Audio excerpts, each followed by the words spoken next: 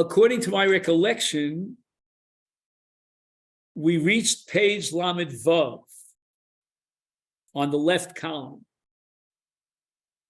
And just to summarize the last major, what I call revolution of the Ramban here, the Ramban says that Hallel on a day that's sanctified, which we call Kedushas Hazman or Kedushas Hayom, is Doraisa. And he proves it from a Gemara in Tainis, just to summarize, because the Gemara says that Hal B'Rosh Chodesh Lav Doraisa. And the Ramban's question was obvious. Why did the Gemara isolate Rosh Chodesh? The Gemara should have said that Hallel on any Yontif, Lav Doraisa. And the answer that the Ramban offers is that on any other Yontif, there's Kedushas Hayom, and that Kedushas Hayom triggers off a mitzvah of Simcha, and the mitzvah of Simcha, in turn, generates a mitzvah of Hallel. And all this is Doraisa. So, for example, we mentioned last time that at the time they shechted the Korban Pesach, at the time that they ate the Korban Pesach, they recited Hallel. When they took the lulav in Migdash to fulfill the mitzvah of Usmachtem, or when we take the lulav outside the Migdash on the first day of Pesach, on the first day of Sukkot, then we have a Kedushas Hayom that generates Simcha, all that is Doraisa, and Hallel is Doraisa. So we basically have Hallel Doraisa, according to Ramban, in the following list of cases. Number one, the Shalosh Regalim. Number two, at the time of the eating of the Korban Pesach. Because with regard to Shalosh Regalim, we have Yom. With regard to the Achilas Korban Pesach, we have Laila. And then we have another Hallel Doraisa, according to Ramban, when they took the Lulav. All this stands in contrast to Rosh Chodesh. Now, when you read the beginning of the Ramban, you get the impression that there's no Hallel on Rosh Chodesh. I mean, maybe a minhag and so forth, half Hallel, whatever, but there's no real McCoy Hallel on Rosh Chodesh. And the reason for that, the Ramban says, because Rosh Chodesh is not endowed with Kiddush Sayom, measured by Isar Malach. There's no Isar Malach on Rosh Chodesh. But then the Ramban makes an about face, a revolution. And he says there is Hallel Doraisa on Rosh Chodesh, but only in the Beis HaMikdash. Within the confines, the four walls of the Beis HaMikdash, there is a Kedushas Hayom of Rosh Chodesh. And how do I measure that? Not by Isar Malacha. Rosh Chodesh doesn't generate Isar Malacha, but by Karma. So when the Kedushas Hayom is generated by Karban, then it's limited to one location and one location only, namely in the Beis HaMikdash where you bring the Karban. When the Kedushas Hayom is not generated by the Karban may be an aspect or a reflection of the Kedushas Hayom, but the Kedushas Hayom fundamentally is rooted and anchored in Isar Malacha, then the Kedushas Hayom is throughout the entire globe, even on the moon, and that generates a mitzvah of Simcha, which in turn generates a mitzvah of Hallel. But Rosh Chodesh, since there's no Kedush Hayom in the classic sense of Isar Malach, there's only Kedush Hayom of what? Of Karban. Therefore, the Kedush Hayom of Karban on Rosh Chodesh will generate Hallel Doraisa in the confines of the Beis HaMikdash. And we tried to add a poetic end to this, and we said that the spontaneous grassroots recitation of Hallel on Rosh Chodesh beyond the confines of the Beis HaMikdash was reflective of the Jews' yearning and longing for the Beis HaMikdash. We have a mitzvah of remembering the Beis HaMikdash, and we duplicate those mitzvahs that we applied that were applicable in the Beis HaMikdash, even though we have no Mikdash. So we're going to recite Hallel on Rosh Chodesh as if the Mikdash stood, and as if we had the carbon of Rosh Chodesh. And I might add that Kriyas HaTorah might also be a reflection of remembering the Beis HaMikdash. That's not limited to Rosh Chodesh. That applies to every day that has a sanctity, and hence we read the parsha of Pinchas of the Karbanos Hayom. Now, if you don't mind, I would add one last comment here before we go on. There's a difference between Nusach Ashkenaz and Nusach Sfarad regarding Shmona Esrei on Shabbos. Nusach Ashkenaz, let me start the other way around. Nusach Sfarad has a paragraph that starts Yismachu, etc., etc. Right? Yismachu Malchuscha Shomer Shabbos Kori On. Nusach Ashkenaz omits that paragraph, with one exception. There is one tefillah of the 4 tefillos of Shabbos that even Nusach Ashkenaz introduces Yismachu Malchuscha. Does anybody know which tefillah that is?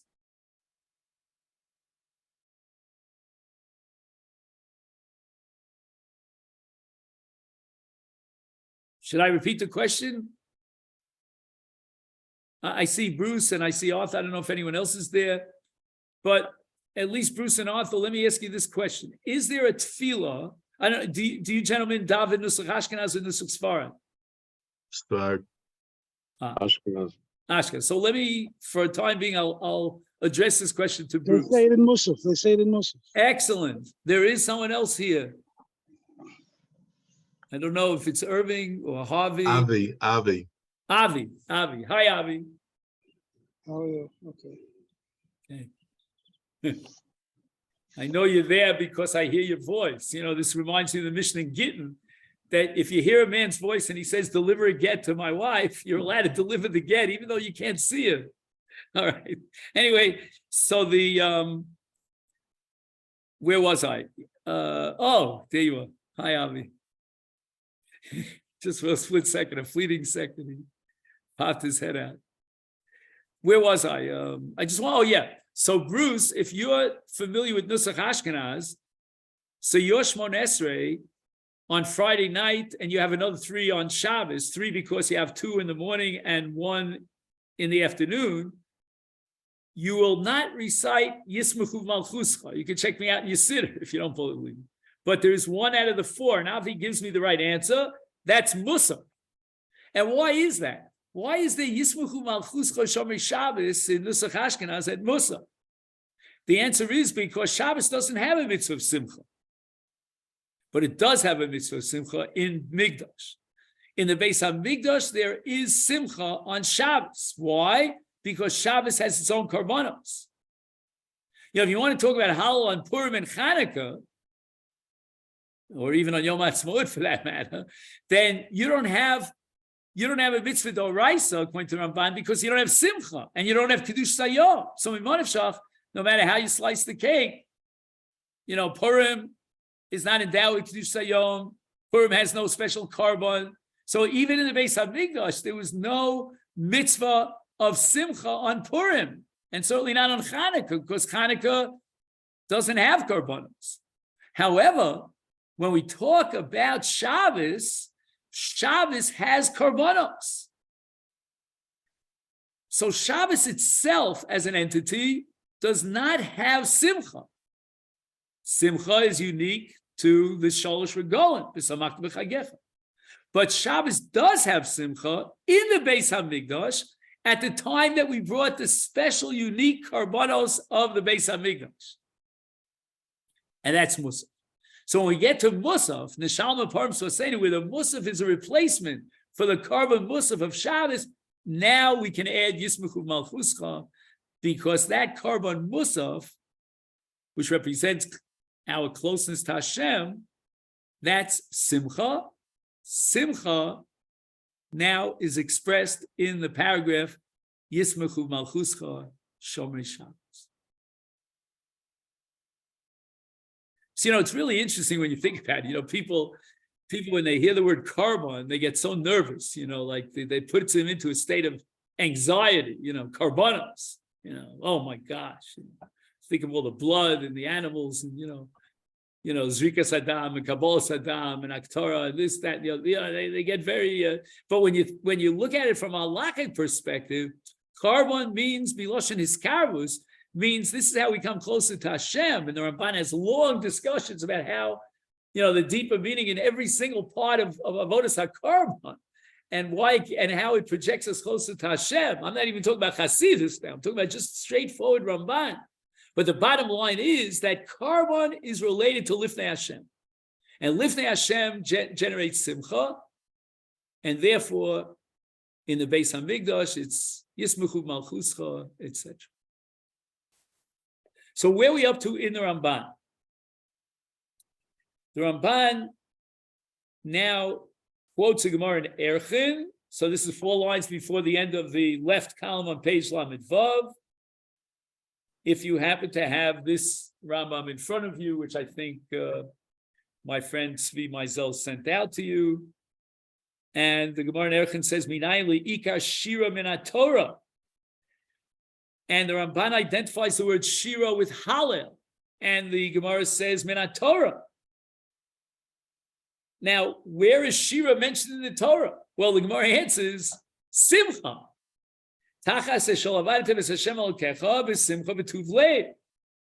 So we need Avadatas Hashem Elokecha b'simcha. We have a combination of 2 concepts, avoda and simcha. That overlap is going to generate halal, or shira in the lashon of the Gemara. Ezi avoda she b'simcha u'b'tuv lev havi omer zu shira. So the Ramban now is projecting the idea that there is Halel min haTorah on a day that is a day of Avodah B'Simcha. If the inherent nature of the day is that it generates Avodah B'Simcha, then there will be Halel Doraisa. And the Ramban would apply that even without karma, because there's an independent mitzvah of simcha in the Shalosh Regalim. Im kein efshar shenidrosh biyomim tovim shekosuv simcha. See, it's interesting, he adds the word efshar. He's not 100% sure about this.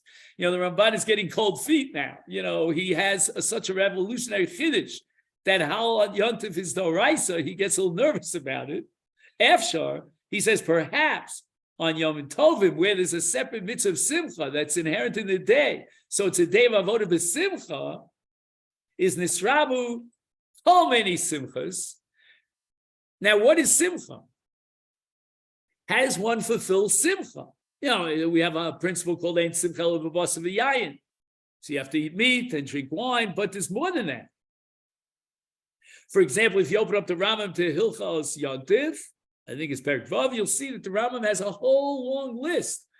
For women, we buy them beautiful new clothing. I don't know why the Rambam insists they have to be colored clothing. I guess white is not so exciting. Black maybe even less, I don't know. And then he talks about the children. And what should we get for the children? And he speaks about chiluk, kloyos ve'gozim. All right, I guess the children like these gozim, I don't know. But there's a halacha called kol minei simcha. That simcha is a very broad concept. It's not something that should be pinned to one specific action. And the Ramban says that within the constellation of simcha, which is so broad and all-inclusive, Hallel is right up front. And that's going to be the shira that is generated by a day of avodah b'simcha, and that's Hallel on Yontif as a mitzvah dorais. So the BeHag is now in very good shape. Now the Rambam couldn't tolerate the BeHag because the BeHag counts Hallel as part of Taryag. And the Rambam gets up and he says, well, where do you find in the Torah a mitzvah of Hallel? It's all D'Rabbanan. It's Psalms of David. It's not something that was given to Moses at Har Sinai. And even if the Rabbanan are authorized to create a mitzvah of Hallel, that's only the Rabbanan, that's not to be included in Taryag. But the Ramban is arguing that there is a source in the Torah for the mitzvah and the obligation of Hallel as a Doraisa, and that justifies the BeHag. That doesn't mean, by the way, that every time we recite Hallel, we fulfill a mitzvah Doraisa according to the BeHag, the way the Ramban understands the BeHag. But at least on the Sholosh Regolim, and B'shas Achilas HaPesach, and Akrovas HaPesach, and Netilas Lulav and Migdash, there are this constellation of occasions of Hallel Doraisa. But the Ramban is intellectually honest. Avol B'Sheni Masechta Brachas, on Daf Yudal, the second chapter, Brachas Amru B'Hallel U'B'Megillah Ma'u Sheyafsek. The halacha is very fascinating. The beginning of the second chapter of Brachos, that if you're in the middle of Kriyat Shema and your Rebbe comes by and you have covered Rabo, then at least between Prakim, maybe even in the middle of a parak, and again, it's a complicated sugya with many nuances, but you're allowed to be mafs. And Shom Alecha Rebbe Umori.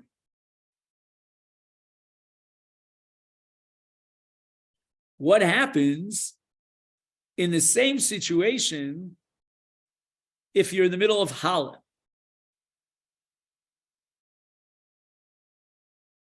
And the Gemara assumes that in a comparison between Hallel and Kriyat Shema, it would be a lot easier to be lenient and allow for interruption in Hallel than it would be in Kriyat Shema.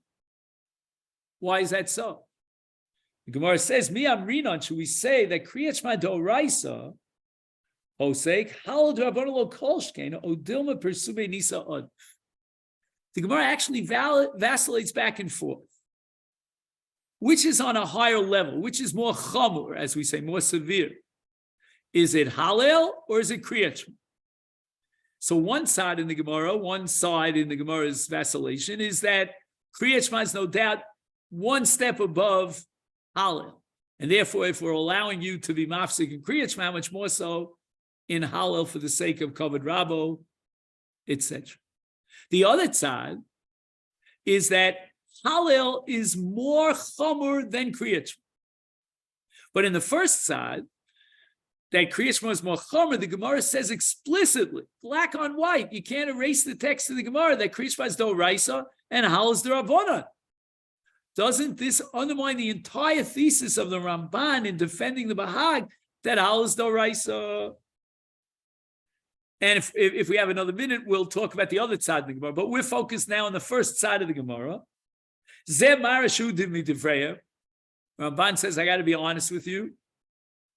You know, after this very tedious presentation, Shakla V'Tarya, back and forth, the Ramban proves from here, there, and elsewhere that Hallel is Doraisa. Now he says, no. The Gemara says Hallel is B'Divrayim. It's only D'Rabbanan. Aval Efshar, maybe in defense of my position that Hallel is Doraisa, we go back to our distinction between categories of Hallel. So take, for example, Chanukah and Purim. Purim meaning Megillah, which is the substitute for Hallel. Why is there Hallel on Chanukah and Purim? And you can't tell me because of Kedushas Hayom and Isur Malacha and Mitzvah Simcha, none of those apply on Chanukah or Purim. So there's got to be another category of Hallel that applies to Chanukah and Purim, which in reality is only D'Rabbanan. Whereas the category of Hallel that we were discussing, where the Ramban insists is Doraisa, that's the Hallel of a day that's sanctified with Kiddush Hayom and as a mitzvah of Simcha, namely the Sholosh Regalim. So that's what he suggests now. Al Chanukah, number one, Chanukah. Number two, Yomim She'ein Hayochid Gomer Behenes HaHallel. That's a reference to Rosh Chodesh. Nema. That's what the Gemara is talking about. Those cases of Hallel, like Hallel on Chanukah, and we're adding Hallel on Purim, and Hallel if you want to add Yom Ha'atzmaut, and Hallel on Rosh Chodesh. All those are the Rabban. The only Hallel that the Ramban insisted in defending the BeHag is Doraisa is Hallel on Simchas on Yom Tov, or Achilas HaPesach, Shchitas HaPesach, Netilas Lulav in Migdash. Aval Hal ba'Achilas Pesach and Netilas Lulav Yemin HaTorah, K'mo Shenir Mipashtei Shmuos, as we interpreted all the various sugyas. And therefore, my bottom line is that Baal Halachos, the BeHag, is potur mikol tfios v'tarum el salom. He is not a victim of all the slings and arrows that were thrown against him by the Rambam, because the BeHag has a right to claim that Hal is Doraisa. Did the BeHag say that every single Hal that we have is Doraisa? When the BeHag counted Hal in the Taryag, did he commit himself that every time we recite Hal on Rosh Chodesh is Doraisa, Hal on Chanukah is Doraisa? Hal on Purim is Doraisa? No. But there is Halil Doraisa. And once there is a breakthrough that this Hal Doraisa, then the BeHag is Munach B'chvodo. You can't touch the BeHag for his audacity to count Hallel in the Taryag. Now, this completes what I call Roman numeral number 1, and it only took us about half a year, in which the Ramban was defending the BeHag against the Rambam. But that's only Roman numeral number 1. Because the Rambam, it's almost like, imagine a boxing match, or I never went to a boxing match, but I saw Rocky. And in a boxing match, you got this guy down on his feet, and the, what's his name? The referee is counting, what is it, up to 10, I think, right? All of a sudden he gets to 9, and the guy just jumps up somehow miraculously, with an extra effort, when he's down, and he comes back and he starts punching. And the Rambam now is really down, because we've completely defeated the Rambam's argument against the BeHag. How could you, the BeHag, says the Rambam, count mitzvos d'Rabbanan in Taryag? They weren't given to Moshe Rabbeinu at Har Sinai. And the Ramban has completely smashed it. Because as we saw over and over again, the Ramban proves that even these mitzvos were given to Moshe Rabbeinu at Har Sinai. Maybe in an abstract form, not in the specific form of the Anshe Knesset Gdola, with all the nuances and the nusach and so forth. Or maybe these mitzvos were given to Moshe Rabbeinu like Ve'ahavta l'recha k'mocha, but we don't know exactly how to fulfill them, and the Rabbanan come along with Nicham Avelim. And we even had proofs that Moshe Rabbeinu was aware at Har Sinai of what the Chachamim would establish later. We even had a whole bunch of mitzvahs that were given to Moshe Rabbeinu himself post Har Sinai, in the parshas of Tzlavchad and Makosha Sheitzim and Pesach Sheni, etc., etc. So again, the Rambam is really, really down. But now he jumps up like a lion. Well, B'tshuva Shenis. Now, the next line and a half, I don't think I can translate because it's poetry. And the Ramban's poetry has levels and levels of meaning. And you have to be an absolute expert in the Ramban's piyut in order to translate the next line and a half. But we'll try to do the best we can. Chasam Tachnis. Literally, he has sealed the program, meaning the Rambam now has the upper hand against the BeHag. Charash al Baal Halachos, which I think he means he's defeated the Baal Halachos. The Baal Halachos in the second argument of the Rambam is totally silent, mute. He does not have a defense. Herich lemanis. Manis is a response. Now, I'm not sure what the Ramban means by herich. Herich usually means to be lengthy. But maybe the Ramban here is indicating that the Rambam's response to the BeHag is very lengthy, meaning it's very hard to defend the BeHag against the Rambam's second attack against the BeHag. Omar Zelashono. Now he's quoting the Rambam's second argument. Now in small brackets, you may see Tes Vav Zayin. Do you see that? If you do, it means to turn back to page Tes Vav here in the Frankel edition of the Rambam. And there, the Rambam says the following.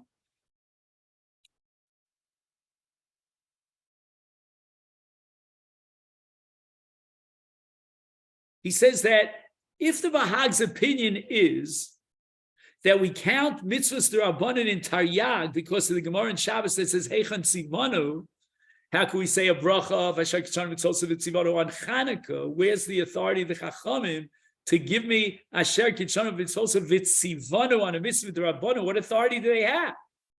And the Gemara answers, Lo Tosa.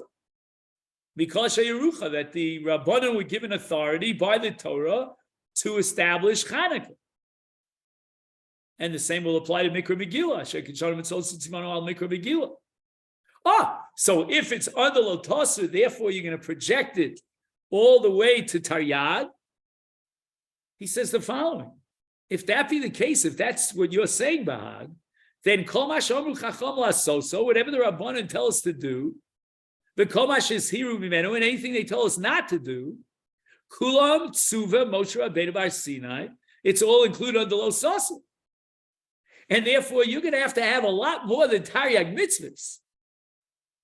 He says, Mipnei ma manu bifrat elu. Again, he talks about the BeHag in plural, in third person plural. He doesn't mention the BeHag by name. But why are you including these pratim, these individual mitzvahs, below manu zulasa? And others you left out. And he says the following. Kimoshe Manu, just like you count there, Chanukah and Mikra Megillah, you should be consistent. Hoyalem limnos netilas yadayim u'mitzvahs eruv. These are other mitzvahs d'Rabbanan. Ki hinei onu b'varcha asher kitshanu mitzvos tzivanu al netilas yadayim asher kitshanu mitzvos tzivanu al mitzvahs eruv. Why is there Chanukah and Mikra Megillah superior to Netilas Yadayim and Erev? You're going to count what? Ner Chanukah and Mikra Megillah as Taryag, part of Taryag, and you're not going to count Netilas Yadayim or Mitzvahs Erev? And in all cases, we make a bracha? Ubebir Amr, the Gemara says in Chulin, Mayim Rishonim Mitzvah, that when we wash our hands for a Seudah, that's a mitzvah. Amar Abaye, my mitzvah, what is the mitzvah, Amar Abaye? Mitzvah L'shma Divrei Chachamim.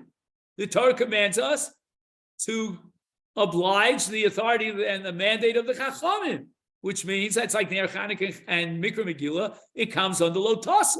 No, if the Rabbanan are authorized to institute these mitzvahs of Ner Chanukah and Mikra Megillah, then likewise they can institute the mitzvah of Mayim Rishonim, of washing your hands for a Suda. So why don't you include that in Taryag? This is the second argument against the BeHag. The first argument is much more fundamental in the sense that how can you consider the Rabbanan as Har Sinai? The second argument, though, is an argument out of inconsistency. If you, the BeHag, want to invite mitzvahs to Rabbanan because they come under Lotasur, and because we make a bracha asher kitshanu mitzvot v'tzivanu la'adlik ner Chanukah, then what about Eruv? And what about Netilas Yadayim? Getting back to the Ramban. Im yimna kol mashu midrabbanim mipnei shu bichlal lo tasur le'ezeh davar, for what reason? Pirto elu, partu elu, you will mafarit these, yosem izulasa. What about others? It's interesting. The BeHag has Mea Brachas B'chol Yom as a separate mitzvah in Taryag. Even though it's only D'Rabbanan, all brachas are only D'Rabbanan. So what are you going to tell me? It comes under lo tasu, because the Torah validated the Rabbanan's takanos and recognized the authority of the Rabbanan. Knew if that be the case, then why not go a step further with Netilas Yadayim and Erev? K'moshe manu ner chana k'mikra gilo hayom manu limnos Netilas Yadayim Erev sherei nevarech Hashem Netilas Yadayim al mitzvahs Erev nevarech al, just like we nevarech al mikra megillah and lahadik ner chana v'akol mirabbanan uvebira amru etc. Ve'echan tzivanu v'zu atshuva on the top of the left column hichmir ba harav ma'od. This argument against the BeHag, the Rambam took very, very seriously. The Omar declared, "Ki Yosef monim ktsas midvarim shei d'Rabbanan menichem ktsatzam bebchira mehem zed davar lo yishme'enu v'lo yikablenu b'shum panim." Amro mishamra. The Rambam has no qualms and no inhibitions about attacking the BeHag. I mean, you have to understand historically that the BeHag was considered like untouchable. And the Rambam, Maimonides, was willing to say about the BeHag that Davar Shelo Yishme'enu, that the BeHag is saying something that you're not allowed to listen to, let alone be makabel or accept. It's almost like, I should really go off the record, it's almost like Lashon Hara. You can't listen to it. You can't accept Lashon Hara. And this is what the Ramban is saying. This is what the Rambam, is saying about the BeHag and accusing the BeHag. Now, again, in his introduction here to the second argument of the Ramban called it Chosem Tachlis. I mean, he gave it a really, strong, shall I say, accolades over here. And then he goes ahead and he says, Vani Tmeya al Harav Biplia Hazos Shespal. And I am astonished by the astonishment of the Rambam. Ki atam lebal halachos be'erev baruch. It's crystal clear why the BeHag omitted Erev from Taryag. So if the Ramban was here, right here in this room, Medrash Tzurit, and he said, "Oh, it's crystal clear." So little Berzon raises his hand and he says to the Ramban, "Not clear to me. I have no clue why Erev doesn't deserve, in the framework of the BeHag of Lo Tasser and a Bracha Asher Kitshar to be left out of Taryag. I have no clue. Is there anything about Erevin that's inferior, that's Tomei, that's contaminated? I shouldn't be handling Erev. I don't want to elevate it to the holy, holy status of a mitzvah in Taryag." And the Ramban says, "Bor," meaning Berzon, you're not thinking clearly. Lefisha ein b'chol inyani erev mitzvah chadasha midivreim shetimneh. When the Rabbanon establish a brand new mitzvah that's not to be subsumed under any other mitzvah, then the BeHag says we will count that mitzvah. And the mitzvah of Ner Chanukah, the mitzvah of Mikra Megillah, is a brand new mitzvah. It is not in any sense, shape, or form an extension of a pre-existing mitzvah. And therefore it deserves to be counted in the Taryag. But not so Erevin. Erevin is not a new mitzvah. Below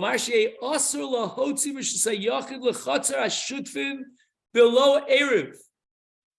You're in your own private house, and when you leave your house, you're in a courtyard that is shared by many other homeowners. It's what's called a Chatzer HaShutfim. Sometimes you have something called a Mavoi.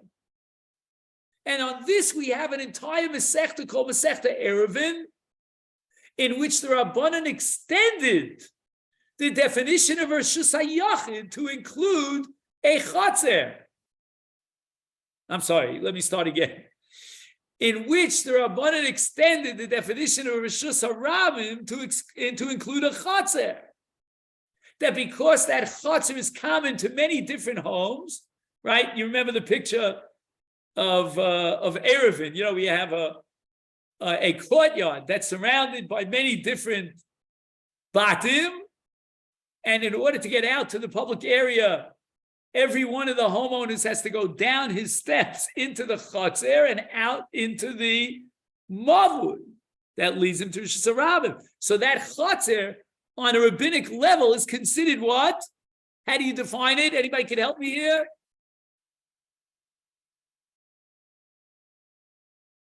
I don't know whether it's my fault, whether it's Zoom's. I don't know who to blame of. I got to blame somebody. I don't know.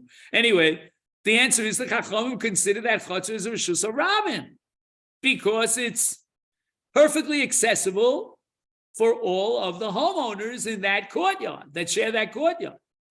So we're not talking about the Rabbanan creating something new. The Rabbanan are giving us what's called a shvus. The Torah commands us tishbos, which means that the Rabbanan are authorized to create a shvus. A shvus extends the definition of the Torah law, such that now, on a Rabbanan level, you violate hotzah by taking an object from your private house out into the chotzer without an eruv. The eruv gives you personal, individual rights of ownership to the chotzer, and all the other members of the chotzer will grant you those rights, and they will pull back their private rights in your favor, and therefore you're taking it from Rosh Hashanah to Rosh Hashanah. But without the eruv, it's into Rosh Hashanah.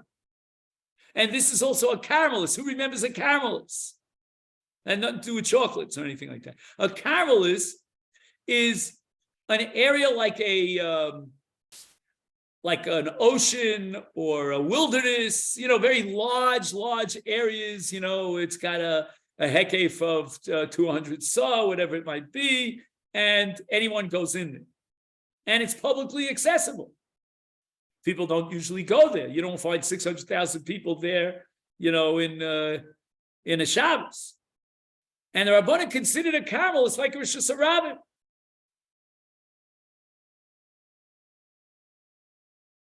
And he says, therefore,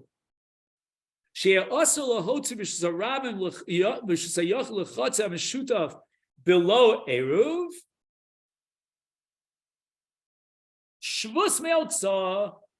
This is a shvus for the malacha of hotzah, and therefore areu bichlal shvisa. It's not a new mitzvah. The Rabbanan are not defining, or shall I say, breaking new grounds and generating a whole new mitzvah like they did in Chanukah and Purim. They're simply fulfilling their responsibility as the rabbinic leaders to create a shvus. The Torah itself commands the Rabbanan to create shvusim and prevent people from violating Doraisa, in this case, Melechas Hotzah, the shvus the Rabbanan Melacha Achasi, Mikam Melacha Shel Shabbos. The Ramban is telling you there are many, many shvusim that extend many different malachos, respectively. So, for example, if you have a malacha like binyan, and the Torah prohibits creating a permanent structure, the Rabbanan are going to say that even a temporary structure you're not allowed to create. So therefore, you can't open an umbrella because maybe it has a din of an oil. I don't know. Whatever your case may be.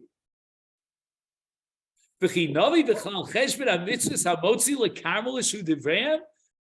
Rambam should have accused the BeHag of inconsistency because we don't count the Isser of Hotzah to a caramelist as one of the Taryan. Or, for example, in Rokman al Gabi Behema, we're not allowed to ride an animal on Shabbos. We're not allowed to go on a raft or a ship over the waters on Shabbos. The Gemara at the end of Beitza. Every single shvus, there are thousands of them. Each one should be counted in Taryag. The answer is it's not a new creation. It's just an extension of the Isar Malach. Elakula v'chlal esei v'lotas eshel Shabbos. Hey.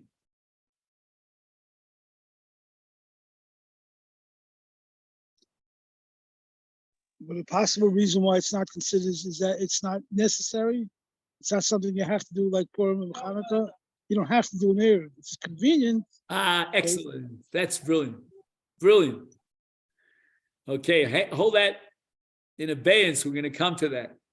But right now, at this point, the Ramban is saying that extensions Mirabanan, what we call shvusim of doraisas and malachas, that's not a new mitzvah that should be counted as a separate category. In fact, in about 15 minutes, I'm scheduled to give a shiur here in the downstairs. And there I'm going to talk about various cases in which the Ramban disagrees with the Rambam on counting certain mitzvahs because the Ramban sees it as a subcategory of a greater mitzvah.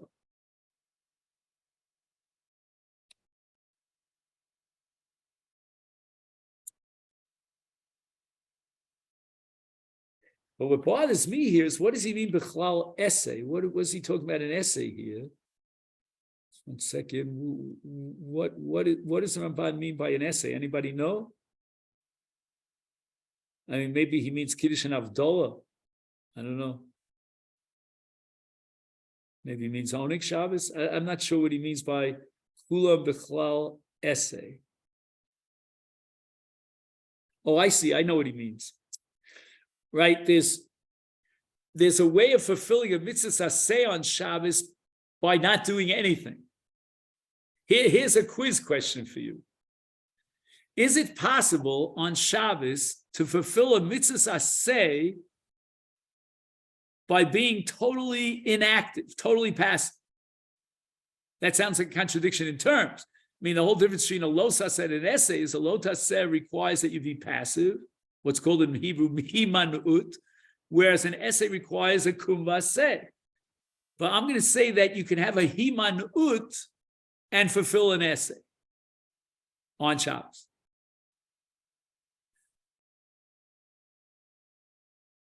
I think that would be shvus. What do I mean?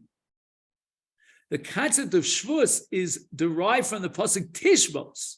For example, the Rambam opens up Hilchos Shabbos by telling you that observing Shabbos entails both an essay and a lotas. Right? But Yom HaShvi Tishbos is an essay. And lotasa kol malacha is a losase. So when the Rabbanan make a shvus, like for example, don't carry from your house into a chutzner without an eruv, that is a fulfillment of the mitzvah of Tishbos. So the sum total of avoiding actions that could lead to violations of a malacha would be shvus. It puts you into a state of Tishbos. And I think that's what the Ramban means here by essay. Aval inyan etilas yadayim. Oh, I skipped a little bit. Ela kula.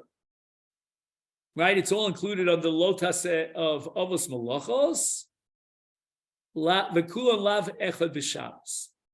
So all the prohibitions of the Rabbanan regarding hotzah, for example, would be included under the malacha of hotzah, etc., etc. V'chein halichas yoser me'alpayim, etc. Hu hadin v'hu atam. This is a major machlokes about Erev Tchumen, whether Erev Tchumen is Doraisa or the Rabbanan. The Ramban is assuming that Erev Tchumen is the Rabbanan. All right, fine.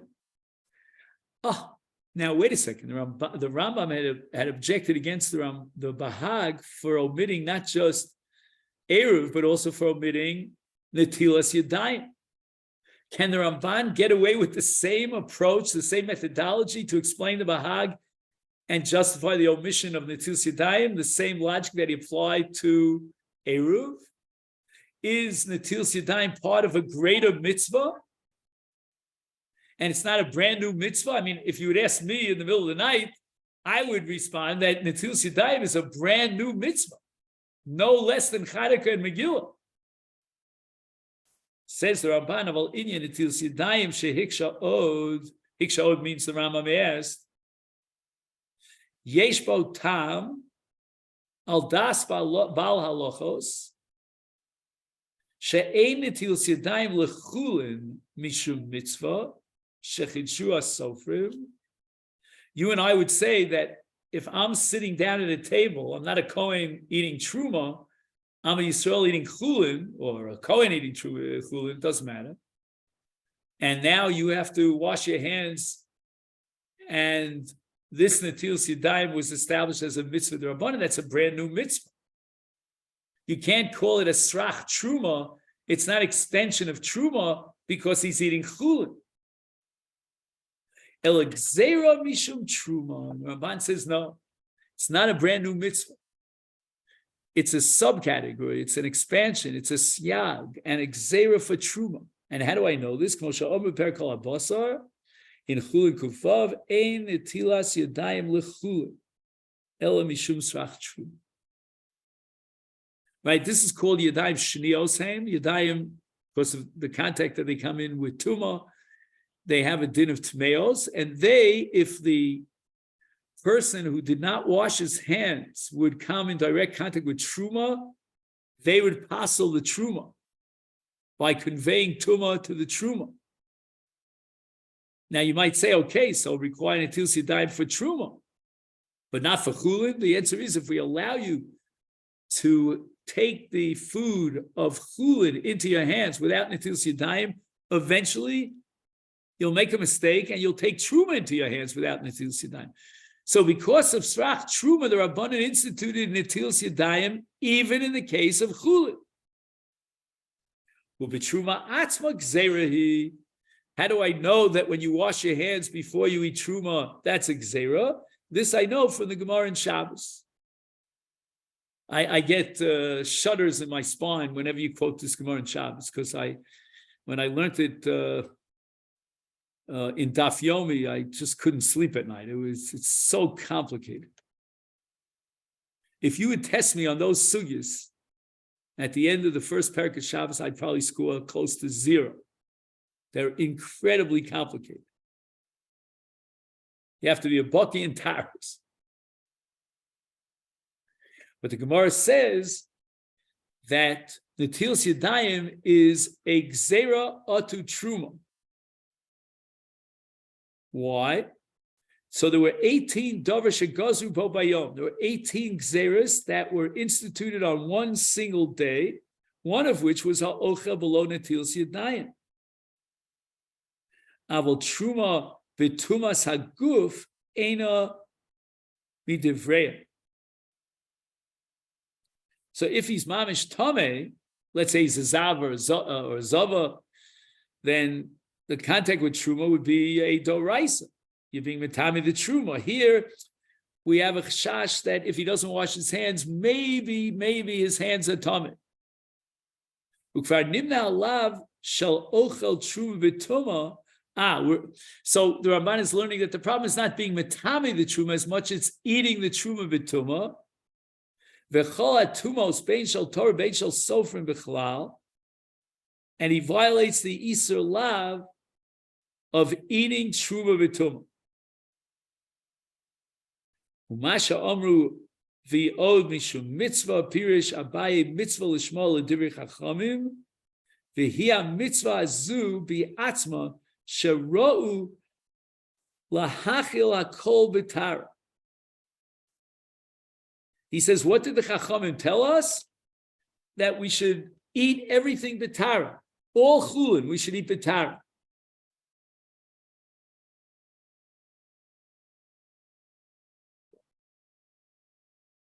Omar tchila she'eno el esrach she'nagu v'nisaku ba mipnei she'roy li'ochlei truma. We want to make sure that all food would be appropriate for a Kohen, and therefore notlim yedayim. V'chazav yom v'od mishum shetzivu chachamim came mishum gzeira de truma. So when the Abai says mitzvah l'shmo l'divrei chachamim, he's not to be taken just like the literal translation that there's a mitzvah to do netilas yadayim, but what he means is that this mitzvah is a gzeira. That once the Rabbanan instituted gzeira, because if they allow you to eat truma b'tuma, you'll come to eat truma. I'm sorry, if they allow you to eat chulin b'tuma, you might come to eat truma b'tuma. That's a gzeira d'Rabbanan.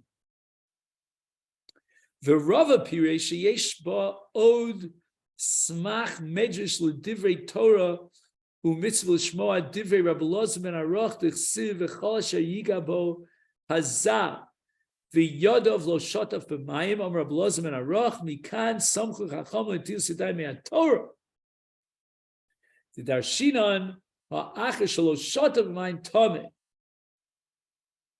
And the Ramban insists that even according to Rabbi Elazar ben Aruch, who derived Netilas Yadayim from a pasuk called Shayiga Bo Azav, etc., even Rabbi Elazar would agree that Mipnei Atuma Gaza. Teida Sharei Ichmiru B'Davar Shetibula B'Mashkin. And Tibula B'Mashkin is certainly the Rabbanim. Akol Chozel Xeris Tumi V'Divreim. Right, but Tibula B'Mashkin means it's came in contact with one of the 7 machshirim, which is mayim, and therefore once it's mukshal kabel tuma, it will receive tuma. The imtomar, and with this we'll conclude. Sharoy limnosa mitzvah mipnei erev atzmo yikari mitzvah midivreim. Oh, now we get to the Rambam's second argument, but we make a bracha. So how can you tell me that it's only a gzera and a shvus when we make a bracha on it? Why are we making a bracha on a shvus? Apparently, Eruv was established by the Rabbanan as a separate mitzvah. B'chein netilas yadayim. Teida v'taskil she'ein ze eitzel ba'al lochos mitzvah shetimna. The ba'al lochos is not going to consider it as a mitzvah to be counted in Taryag. Lefi she'ein adam mitzuva lasos ha'eruv. Avi, are you still with me? I told you to keep it in abeyance in your back pocket. Now you can take it out of your back pocket because the Ramban is saying it. Again, I don't know if Avi's there. Trying to look between the eight. I'm here. Oh. Well, Avi, this should make you very excited. This you could wake up in the morning and say, "Hey, I was mechavi to the Ramban." The Ramban says that you make a bracha even if you're not obligated up front, like for example, shechita. So we make a bracha on shechita. Am I obligated to shecht an animal? If I did, I'm in deep trouble. I never shechted an animal once in my life. Neither did Rabbi Moshe Feinstein, I don't think. But the answer is, I don't have to shecht an animal, but I make a bracha on in an event that I want to eat the meat. And the same thing is true in Eruv. I don't have to go out to my chotzer, and if I'm not obligated to make an Eruv, but I have that option. And when you have an optional mitzvah, which is called a mitzvah kiyumis, that has a kiyum without a chova, we make a bracha on the kiyum mitzvah. But we're not going to count it in Taryag. I mean, you really have to understand, according to the Ramban, why do we count tzitzis in Taryag? And why do we count shchita in Taryag? But the Ramban, I think, doesn't have shchita in Taryag. But he certainly has tzitzis. And that's an optional mitzvah too. If I don't wear a beged of Dalet Kanfis, I don't have to put on tzitzis. He says, Eino the mitzuva lasos eruv, o shalo lasoso, v'eno klal b'kum v'aseh. There's no active obligation to definitely, under all circumstances, put up an eruv. V'chein netilas yadayim. Now I have an answer for netilas yadayim. Ein mitzvasa b'chiyuv klal. I'm not obligated to netilas yadayim. There is never a situation in which you're obligated to be notel yadayim. V'lechol, and eat. I mean, you could ask about matzah, but anyway.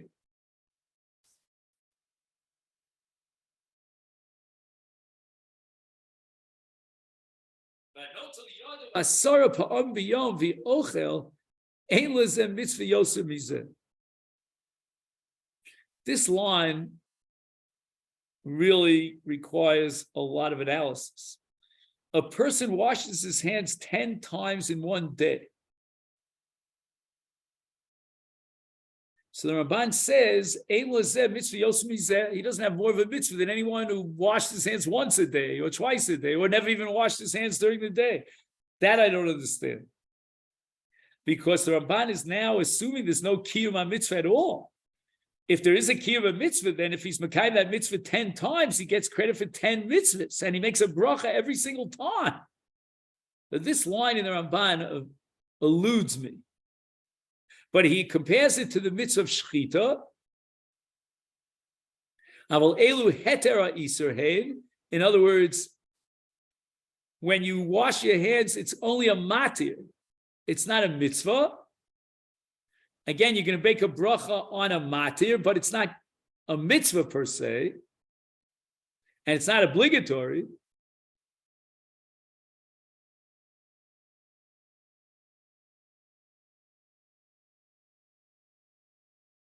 It's just a matter.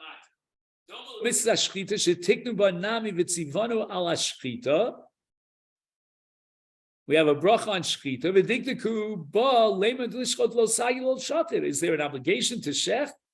It should be sufficient if he doesn't shech. Nobody's requiring to shech. No,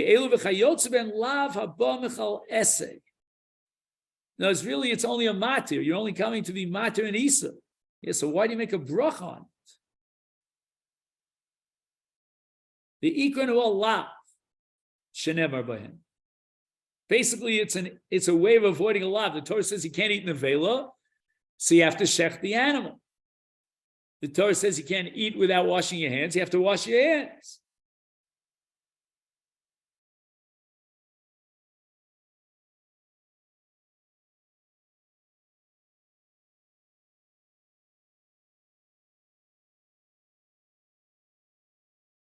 That's called a lav ha'pomachal esek. And it's basically to avoid a lav. And we need to be matir that lav.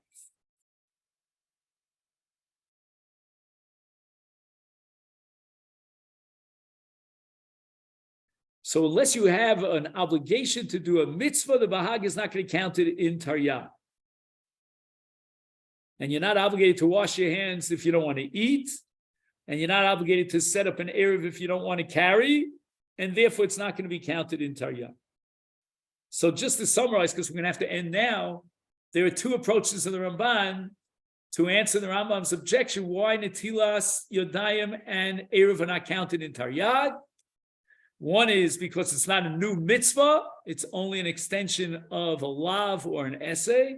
And the other answer is because it's not obligatory and you don't count in the taryag mitzvahs which are not absolutely obligatory. Okay, then. So we'll stop here. Thank you. Let's just make a note of where we got up to. Well, what's today's date in Iyar? It's the second of Iyar. Well, the first of Iyar was Shabbos. The third of Iyar, right? Okay, then. So that's where we're going to stop for today. I'll take this opportunity to wish you all a meaningful Yom HaZikaron, followed by a happy Yom HaTzmaut, followed by an Aliyas Neshama for my father, whose yahrzeit is on the 6th of Iyar. Oh. Okay, then. Thank you. Thank you very much, Ramban. Thank you so much.